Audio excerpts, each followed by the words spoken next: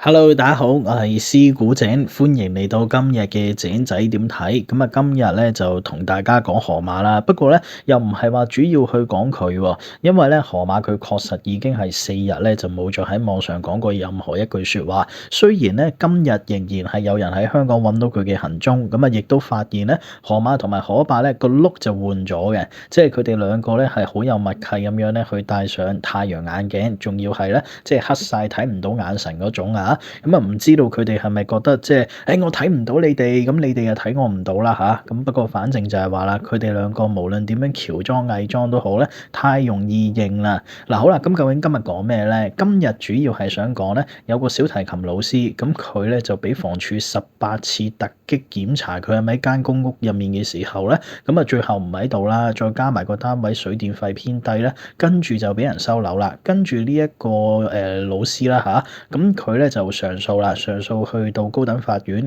甚至乎咧係仲要房署去索償埋佢嘅精神損失啊嗰啲。嗱，咁對比起之下咧，河馬就會變得相當之諷刺啦。18次啫嘛，咪即係等於唔喺屋企18日。河馬呢一年內唔喺間公屋嘅日子，起碼超過100幾十日啦。咁點解河馬又可以完全冇事咧？係咪？咁所以咧會去將呢一單被收樓嘅新聞同埋河馬事情混為一談嘅。可以睇下咧，即係房署一啲荒誕嘅地方。同埋啦，成日咧我以前咪好似類似搞笑咁樣同大家講就話啦，俾人收樓打官司，用河馬做例子啊，贏硬噶嘛，係咪？反正咧，房署係唔夠膽面對河馬嘅，咁所以呢一樣嘢咧都可以攞出嚟去講一講。喺節目開始之前咧，大家記得留言、訂閱、讚好，將我嘅影片分享出去，或者掃描隔離嘅二維碼，每個月用10蚊支持一下我井仔。同埋記得撳埋隔離個鐘仔，咁我哋今集節目就正式開始啦。嗱，咁首先咧，我哋了解咗個新聞內容先啦，了解咗先至可以同河馬去做個對比啊嘛。嗱，咁呢一個姓鄧嘅應該係女士啦，就自行撰寫申請書，咁佢就話啦，自己咧就係一個小提琴導師，工作地點唔固定嘅，喺2023年嘅時候咧，搬咗入去天水圍嘅天慈邨慈心樓某個單位，房署咧就喺2024年嘅5月至到8月星期一到星期六咧18次突擊家訪佢嘅單位，時間咧係朝早7點至到夜晚9點，全部時間咧都冇人應門嘅。同年嘅8月22號咧，鄧小姐就收到房署嘅信件，提到咧前2日房署就曾經進行家訪，並且咧係叫阿鄧小姐就聯絡房屋署嘅善用公務資源專責隊伍，跟住咧鄧小姐就同一個嘅副經理啦，傾電話就表示咧自己咧就夜返啊，返到屋企咧基本上煲水啊瞓覺啦。跟住咧，經理就表示咧，收到，唔使再家訪啦。嗱，大家可能覺得唔使再家訪啦，OK 啦，即係冇事啦，係咪？跟住咧，呢一名嘅女子就喺10月份咧係收到終止租約通知書啊，之後咧就向房署提出上訴啦。解釋咧，由於佢個妹同丈夫分居，由母親咧就照顧外甥，但係咧自己嘅媽媽咧就喺2023年咧就患上白內障同埋黃斑病變，需要人照顧嘅。佢咧就喺2024年8月咧係安排媽媽喺深圳醫院做手術，自己咧因為工作同埋照顧屋企人，所以咧就早出晚歸嘅。上訴委員會咧就喺今年1月就話啦，喂，我哋多次咧突擊家訪你咧都未有人應門喎。同埋咧，亦都未有清理信箱，亦都係缺席一次嘅單向家訪，再加埋啦水電量，即係嗰個水電用量低，同埋亦都俾人發現咧，佢咧係有交租嘅，但係每一次交租咧都喺唔同地區嘅便利店嗰度交租，即係例如話，如果我住天水圍嘅，咁正常你應該都係天水圍嗰幾間便利店交噶嘛，俾人發現咧，喂，唔係喎，你喺18區唔同區嗰度交租喎，跟住咧認為咧佢就係濫用公屋，喺同月嘅27號咧就決定收翻佢嘅單位嘅。跟住咧呢一名女子就話啦，喂，我知道咧，我俾你調查之後咧，我主動配合你嘅，甚至乎咧係預約進一步嘅家訪，但係被拒絕嘅啫。跟住咧，佢亦都話啦，自己同意咧，房署有責任就去徹查濫用公屋嘅個案嘅。但係批評咧，突襲家訪嘅時間唔全面咯，未有涵蓋深夜12點至到清晨6點。因為咧，阿鄧小姐就話啦，佢工作之餘咧，亦都需要照顧屋企人，咁啊冇可能咧全天候留喺個單位度嘅。咁至於啦，你個單位水電費偏低咧，咁佢就話啦，水務署啊喺2024年8月就確認咗咧，佢個水錶就失靈啊，咁啊去到同年嘅12月咧先至完成維修，咁啊有晒記錄嘅。咁跟住咧，佢就話啦，自己咧一向就好節能，同埋咧就唔浪費嘅，咁所以咧屋企咧用慳電膽、用感應燈、用太陽能燈膽，咁啊亦都冇安裝電視嘅。咁至於咧相關嘅時間咧，亦都冇喺屋企煮嘢食，所以咧連雪櫃電源都冇。咁啊夏天嘅時候咧，淨係開窗同埋瞓足席，有需要嘅話就再撥線，連風扇都唔開嘅。咁所以咧佢嘅用電量好低。咁啊房署就會話啦，喂，你有冇可能每日淨係用2.5度電啊？咁就算你係一個人住咧，都係低得唔合理。咁所以咧就認為佢咧係濫用公屋，跟住呢一單案咧係上緊高等法院，咁啊遲啲就會去打官司㗎啦。嗱，其實我覺得咧，即係你話18次突襲訪問你，好啦，咁你都唔喺屋企嘅，咁可能真係好忙啩，係咪？可能有啲人真係同我一樣係全年無休啩，唔知佢哋啦，係咪？咁但係啦，如果你話用河馬去做個對比嘅話咧，喂，咁鄧小姐好似有啲冤枉喎，18次啫嘛，係咪？河馬計下計下，閒閒地200日都唔喺個公屋單位入面住啦，係咪？就算你話，哎呀，我去突襲訪問佢喎，佢喺屋企喎，咁啊點啊？佢都係同阿伯喺度屈蛇噶啦，係咪先？喂，如果你房署有心去捉河馬嘅，好簡單啫嘛。你嗰陣時，喂，佢內地直播啊，佢內地錄播嗰陣時，你一見到佢有片出唔喺香港嘅，即刻派人上去咯，係咪？上去青田村去查咯。到其時你唔好話18次啊，180次都可以查到個河馬唔喺度啦。咁但係啦，就唔知點解咧，河馬永遠冇事嘅喎。你睇下呢一單啦，係講緊即係1-2個月就已經收信就話，喂，拜拜啦你，我唔租俾你啦。但係河馬玩足半年啦，仲要無數咁多人投訴啦。呢個鄧小姐咧冇二五仔，冇人去投訴佢嘅喎，係講緊咧房署自發去調查，發現咧18次揾你都唔喺度，用電水電量咁低，所以先至踢走你嘅。河馬嗰啲咧已經係傾盡眾人之力咧，唔知點解嘅喎。哇，越係多人投訴嗰啲咧就越係冇事喎。嗱，呢啲咧冇人投訴嗰啲咧反而勁快啊收樓啊，甚至乎係收完樓啦上埋數啦都可以啊，都係唔批嘅。同埋你睇到佢成件事都係講緊咧2024年8月左右咁啊開始擾擾攘啦嚇，勁快就已經收到樓啦。河馬仲可以繼續咧喺度拎住房署個名就話啦，房署俾啊嘛，房署批准噶嘛，我加咗名噶嘛，冇問題噶嘛。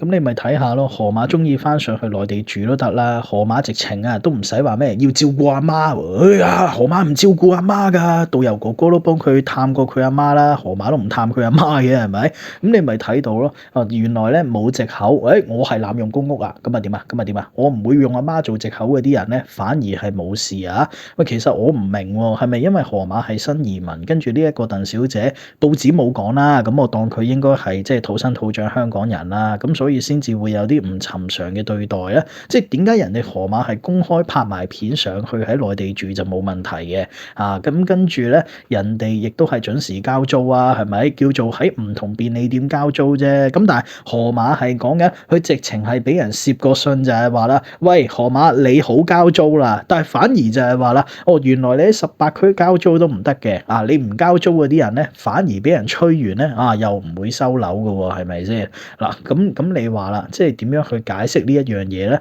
所以我覺得咧，呢一個女人打官司咧，既然佢自行寫嗰張狀紙嘅話咧，唔該寫埋河馬例子出去啦，有晒證據，有晒片噶嘛，用河馬去保護自己，用河馬去成為自己嘅護身符，唔好放過河馬。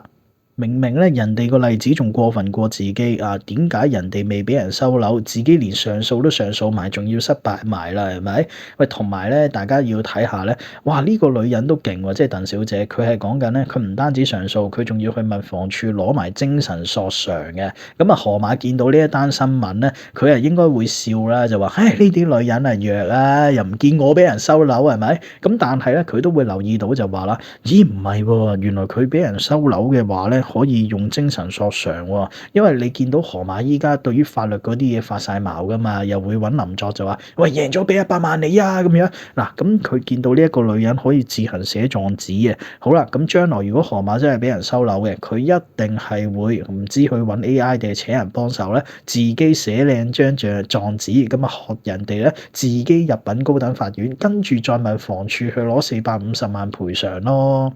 咁既然細女唔俾我，阿林作唔俾我，阿伯唔俾我嘅，咁啊唯有睇下啦。將來冇咗間公屋嘅時候，睇下房署可唔可以俾450萬我啊？即係畢竟咧，河馬佢睇嘢係咁嘅，佢睇一單新聞，佢永遠淨係會睇對自己有利嗰部分啫。即係例如話，我原來可以問房署攞錢㗎，咁啊記低先啦。咁但係人哋咧好容易就俾人收樓呢一樣嘢咧，佢就扮睇唔到。呢啲咧就係叫做選擇性失明啊！即係點解阿鄧小姐咁易俾人收樓咧？或者佢唔似河馬咯，佢冇話咩有啲高層同佢講定啊嘛。河馬唔同噶，河馬有啲高層同佢講就係話啦，咩啲高層同我講2-3個月翻嚟住幾日就得噶嘛，跟住就可以丟低個單位2-3個月噶嘛，係咪？喂，你睇下人哋其實唔算丟低喎，人哋係講緊咧係日間大部分時間唔喺度嘅啫喎。咁所以啦，河馬點解有特權咧？既然鄧小姐垂死一搏啦，所以咧更加應該要用河馬去作為一個轉機，特別就係話啦，你要食政房署完全唔夠膽喺公開場合提及同河馬相關嘅事啊嘛。因為如果你話打官司嘅話咧，啲記者會跟進嘅。咁如果房署喺法庭上邊去回應有關於河馬嘅事嘅話咧，啲記者會登報嘅。咁到其時啦，你估佢哋唔會去講見到河馬就佛地魔咁樣另歪面唔提嘅。咁到其時你攞河馬作為自己保障，咁你諗下啦，喺一個辯論比賽上邊，我講咗一個強而有力嘅論點，而對方係完全唔夠膽進行反駁同埋回應嘅。咁基本上係呢一場辯論比賽咧，你贏硬㗎啦，因為人哋係連睇都唔夠膽睇啊嘛，係咪？咁所以啦，有理冇理啦，你既然想拗錢想要成都係發爛渣㗎啦，拖埋河馬落水先，一係咧就自己冇事兼問翻房署攞錢，一係咧起碼你衰咗，你拉埋河馬同你陪葬啊嘛，再唔係就係第三條路咯，房署面懵懵咁樣咧，係啊唔夠膽提河馬，跟住咧嘥幾多錢都係倒落鹹水海，你點樣宣傳打擊濫用公屋都冇意思嘅。同埋咧，我話覺得呢一個鄧小姐咧，佢點解會咁快俾人收樓咧？之前我都分析過類似嘅情況，就係話啦，因為佢衰嘅嘢唔夠多啊，好似河馬咁樣一鋪過衰幾十樣嘢咪冇事咯。河馬係講緊幾十條罪啊嘛，但係如果你普通人，你淨係講緊家訪唔喺度嘅，用電量比較細嘅，你淨係衰2條罪，咁2條罪呢啲最容易入㗎啦。但係好似河馬嗰啲咧，起碼衰8條罪，衰9條罪，仲要加埋自身係 KOL 咧，不斷喺度拍片，不斷喺度宣揚嗰啲信息嘅時候咧，反而就係話啦，你犯嘅罪夠大，你夠出名，你夠巴渣，你夠潑辣咧，人哋唔夠膽搞你嘅。即係好似河馬咁樣，喂，人哋係真係可以拎咗封信，明明係佢睇錯嘢，佢誤會咗人哋封信咧，都可以落去咧，好霸道、好霸氣咁樣咧，去鬧翻啲保安轉頭，甚至乎就係話啦，之前有啲咩房署人員揾佢，河馬係夠膽咧報警，就係話要啲警察咧幫手去趕走呢啲房署職員嘅。咁鄧小姐傻啦，唔識得用呢一招係咪？同埋咧，我估鄧小姐咧，佢係應該咧係冇鬧房署職員嘅，因為河馬成日好威啊嘛。雖然咧佢就冇真係拍片，但係佢同阿伯咧都好自豪去分享過，就係話啦，喂，究竟我哋點樣去鬧啲房署職員啊？甚至乎我仲記得有一段咧，佢係唔知點樣，即係攞習主席嘅説話咧，去答嗰啲咩房署嘅主任就話習主席講點樣要對人民好咁樣咁你依家咁樣即係話我係咪即係反習主席咁樣嗱？咁所以咧就唔應該對嗰啲房署經理咁客氣嘅嗱。河馬已經教精咗大家噶啦，你越係對人哋咁客氣咧人哋最容易收你樓嘅你越係巴渣潑辣唔講道理嘅話咧，人哋就唔收你樓嘅喎嗱。我唔知呢一個係咪事實啦，咁但係你會睇到就係河馬仍然係毫髮無損咁樣咯，係咪？你千祈唔好話好似卑躬屈膝去同啲房署主任解釋就話啦，哎呀唔得我朝早要照顧阿媽，跟住中午翻工咧，所以你上嚟揾我咧，我真係唔喺屋企㗎咁樣，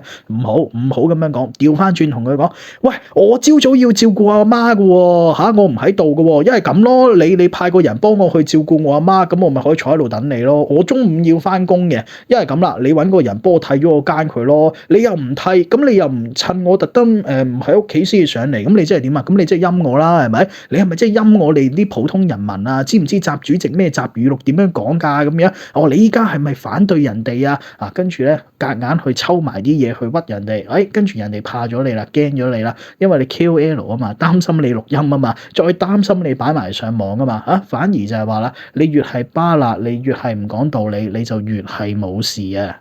甚至乎河馬之後都可以揸住雞毛當令箭，就話啦，冇啦，個主任都串我唔到啊！我同佢講你咁啊錯啦，咁最後咧又可以完全搞掂啦，跟住仲話自己咧係有房署嘅主任係做保障去做保證啊，同埋咧阿河馬亦都好中意又話，嗰陣時啊有個肥佬啊佢逼我啊，我影咗佢相噶啦，佢蝦我啊，佢應該係同嗰啲黑粉一齊啊，只要咁樣講咧又可以搞掂啊！嗱，我覺得咧，其實河馬咧，佢應該睇到呢一單新聞㗎啦，佢應該第一時間咧重出江湖拍片去評論呢一件事啊，因為河馬咧成日都好想做我哋呢啲啊嘛，即係做下評論型嗰啲跟住就去揾下錢嘅，咁咪啱咯，分析下呢一單個案，等我哋呢啲小朋友見識下咯，即係點解人哋會俾人收樓，但係自己咧翻上內地咧玩咗3-4個月都可以冇事嘅，去講下自己點樣濫用公屋，跟住都可以 keep 住間屋嘅話咧。好簡單，佢只要肯咁樣出書嘅話咧，我諗佢要賺可能500萬、1000萬一年咧，真係唔係問題啊！因為你諗下啦，一間公屋都值幾百萬啦。如果我依家同你講，我1000蚊可以教識你就係話啦，點樣玩到房署傻嘅，點樣可以令到房署收唔到你間屋，點樣可以濫用資源完全無敵屈埋蛇都冇問題嘅話咧，我諗大把人願意俾錢去買你教學啦，係咪？同埋就係話啦，你嗰啲即係有部分新移民根本同河馬一樣都係濫用公屋㗎啦！依家政府即係打壓嗰個濫用公屋打壓得咁緊要，係河馬冇事啫，其他人驚到傻嘅。咁如果河馬佢分享呢啲秘笈出嚟，一定大把人5嚿水1000蚊同佢買啊！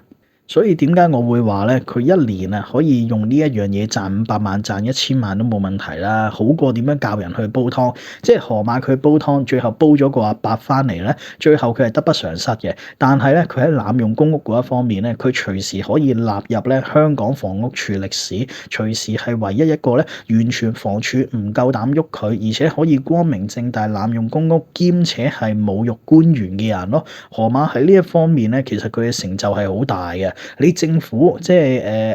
何永賢成日又話咩？我哋收幾多千個單位啊，已經咧為政府慳咗80億咁樣，冇用啊！你一隻河馬凳喺度，個個跟住河馬做法，我睇你房署點算？嗱，咁叫做揶揄咗河馬一大輪啦，咁呢度咧叫做正經去評論翻呢一件事啊，咁其實咧我覺得即係人哋係突襲訪問你18次，你18次都唔喺度嘅話咧，其實你都好難講嘅，同埋最重要嘅就係話你水電量用咧真係用得少啊。就算你話個水錶壞咗都好，咁你正常要煲水要沖涼咧，你個水錶一定喐噶啦。跟住你話用電嗰啲咧，咁你都可以睇埋個煤氣錶啊。佢話煲水就咩瞓覺啊嘛，但係又好奇怪喎。正常女人嚟講有咩理由？即係你話慳電唔開冷氣呢一樣嘢我明嘅，但係你冇理由係連風扇都唔開噶嘛。跟住然後啦，你話你自己教得嗰啲咩小提琴嗰啲，即係你正常都應該識得用電腦啊，識得用手機啊。咁你手機啊電腦叉電嗰啲咧，你個電錶都會喐啦，所以咧我覺得咧，即係呢一單咧都似係濫用公屋居多噶啦。不過就係話啦，一有揾到一啲疑點咧，就即刻攞出嚟講嗰種咯。咁強調自己咧，我只不過係咁啱都係全年無休嘅啫。咁所以你次次揾我都唔喺度嘅。同埋咧，佢哋呢啲梗係想就係話啦，你清晨6點鐘揾我啦，清晨6點鐘我喺度。咁但係人哋政府嗰啲人啊，你估依家佢哋輪班啊？佢哋5點幾起身啊，跟住就係為咗去6點上你間屋啊，政府都唔會去俾呢啲 OT 費啦。所以你話嗰啲咩